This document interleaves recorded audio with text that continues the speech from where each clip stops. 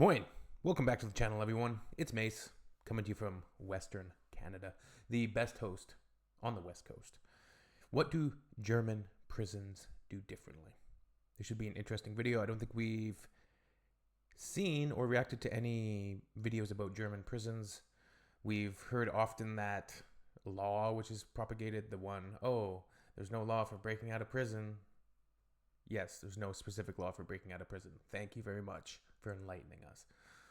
We all know the details of that now. I'm just saying we've heard that mentioned multiple times on the channel, that little known fact that you see in videos about Germany. Obviously, prisons in the United States are a gong show. The amount of people incarcerated in the United States is a gong show. Canada is better, but still not great. I'm guessing German prisons have a more rehabilitative aspect to them, the rehabilitative aspect and preparing people and giving them life skills to assist them when they're completing their sentences to reintegrate into society in a more effective manner and more efficient manner and a more successful outcome. All right, let's check this out. What German prisons do differently. American prisons are toxic places. Yeah, we've all seen the films, the TV shows, and that stuff's not necessarily always a true indicator of what it's like, but we also see the statistics and news stories, and yeah, they're bad. When you walk into them, you are immediately bombarded by the smell, by the noise, by the lack of color on the walls. There is a dearth. So what she's basically getting at is that they are dehumanizing, right? That's what it kind of boils down to. Dehumanization versus humanization of life in the eyes of the people who are incarcerated, the people that work in the prisons. There's They're like little animals, grass or right? trees, very little plant life. This is just what the absence of life and joy can be. So we went to Germany to understand how you can do things differently. They've taken the structures, the architecture around prisons, and they've modified them and changed the people inside them. They run their prisons based in human dignity and organized around the principle of normalization, that prisons should replicate the outside community. Was that like Iron Man or something? What was I seeing there? Principle. Yeah, like the American prisons are like, they're treated almost like animals, right? Like they have no... of normalization. Normal. That prisons should replicate the outside community Day-to-day as life. much as possible. They learn that this job is about relationships and that relational safety is just as important as the security of the building. There's life, people aren't afraid for their safety. We saw young people laying on the courtyard, completely comfortable with each other. You would never see that in an American prison. We saw young people hanging out with correctional officers. This certainly must be a fascinating field of study for any scholarly people, just to get into this, like the psychology of it all, the sociological aspects to it. Without the fear of surveillance, of the differences and correctional officers. Why those playing outcomes soccer. are so different. You walk into someone's room and you can learn so much about them. They've got posters on the wall of their heroes and sheroes, and you've got Cheat day. TVs, and you've got lighters on the table because they're smoking. It's very, very different. One of the things that was so striking was walking through a prison compound and you see trees and water and swans. It's what human dignity smells like, looks like, and feels like. And this was in a maximum security prison in Germany. Wow. It tells us you can do this a different way.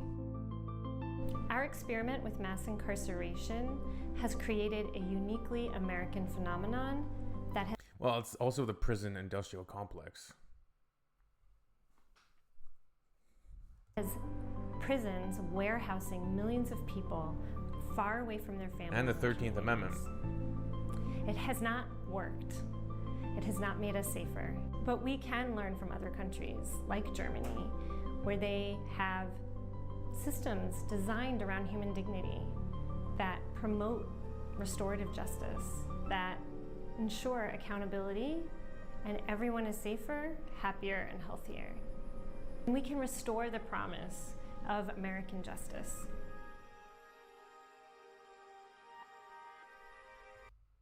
Good. Good video. I do wonder like what's glossed over a little bit. Obviously, there's always two sides to different stories, but it's interesting to see that. I know a lot of Scandinavian countries as well have really restorative systems, restorative justice within their prison systems to try to rehabilitate prisoners and have them re-enter society, reintegrate in society, and become members and productive community members when they do return. I am interested to look at like how many people in prison, number of prisoners in look at all this. Let's just look at Canada first of all. Average for year to 31.3 34,000 adult prisoners. Really doesn't seem like very much, does it? Greater Kingston, so Ontario has the most prisons. Average counts of adults in provincial and territorial. So we're talking less than 40,000. Total actual 25 to 35,000 roughly. Incarceration rates per 100,000. Roughly 70. So 70 per 100,000 persons. Number of prisoners in the U.S. So we said about 30 to 35,000 in Canada. Number of prison.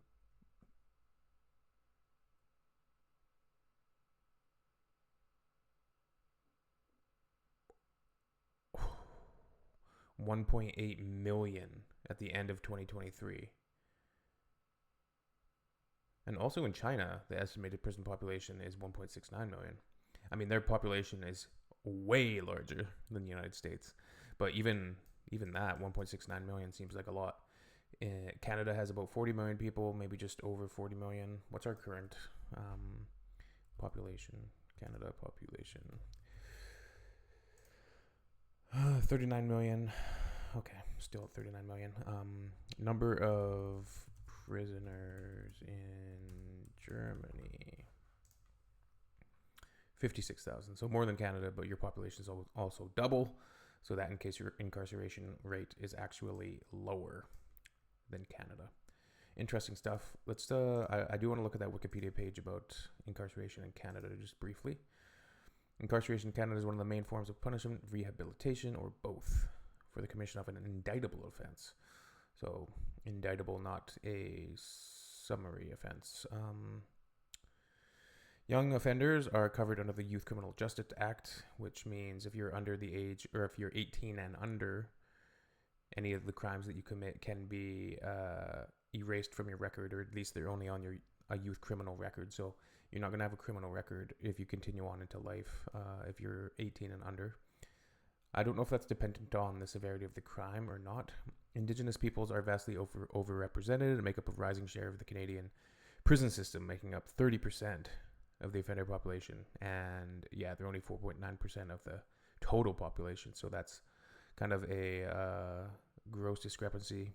In 2018-2019, the offender population included Caucasians at 54% and black people at 7.2%, Asians making up just 10%. Interesting. Okay, there's not going to be much in details about how humane Canadian prisons are, or what type of resources prisoners have access to. But I assume it's better than the United States. A little bit anyways. All right, cool. See you all on the next one. Thanks for watching. Please make comments. Love to see discussions and commentary in the comments always. Peace. Auf Wiedersehen. Tschüss.